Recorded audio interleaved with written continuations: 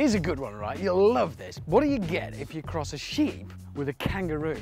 Well, probably quite an expensive lawsuit, and you certainly open up an interesting moral debate. But we do love our hybrids. It's the same with everything. We won't settle for just a food processor. It's got to double up as a letter opener and shower cap as well. And the same goes for our cars. We want that bit extra.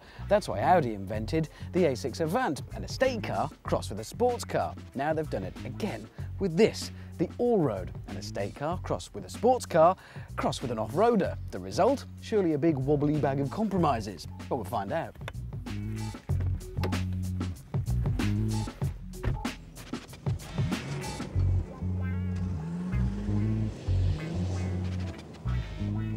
Drive the petrol engine version in a bit of a hurry and you'll start to see what you would dream of in an ordinary off-roader.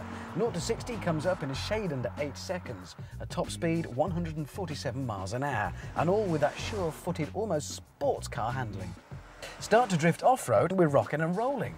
It copes extremely well. Because we're not a huge, cumbersome off-roader, it can actually skip along the smaller bumps very well indeed. Audi's interiors can hold their head up in any company. I rate them as amongst the very best in the world. So it's good news, there's no disappointment in here. It's every bit an A6 Avant. Beautiful, clean, sharp lines everywhere. And every single bit made of the best quality materials and fitted beautifully. There's no stray lines or big gaps. There's all the usual kit you'd expect to find on board. We've got sophisticated satellite navigation, electrical, everything, including my seat. But we've also got one interesting little panel here, and it's a big giveaway that this is actually a pretty serious car. It's down here.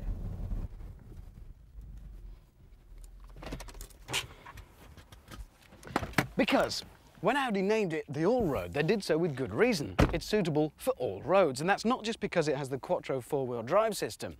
It also has a very clever air suspension system, which allows it to vary the ride height according to the conditions. Let me explain and demonstrate. Right now, we're at normal. About there, for ordinary day-to-day driving around town. If you go over 75 miles an hour or press the button to lower it, it automatically drops to its lower position, streamline, for going really fast. If you want to go a bit off-road, you hit the button, you go up past normal and on to high 1. We've got a bit of extra ground clearance, we don't catch anything underneath, fine. If it gets really tough, we can hit the button again and we go up to high 2. We're really high up, nothing can catch us and we're safe. That's the theory. That's just me jumping up and down. Don't know how it works in the car. So we'll try it. And we'll try it on all roads. It is surprising. With this system, you can get an Audi into places that you really don't expect to see an Audi. And more importantly, you can get it out again. Driving as I was the automatic is certainly not ideal for off-roading. This one doesn't have the optional low-ratio gearbox either, so going downhill I had to put the brakes on, which can mean locking an occasional wheel. It does get a bit alarming, but we certainly got round unscathed. Mind you, part of me was wondering, would I really want to take an estate car that costs between £32,000 and £36,000 off-road at all, where the body could get all dinged and scratched? Mind you, if you got the money to pay for the car, you'd probably have the money to have all the blemishes taken out.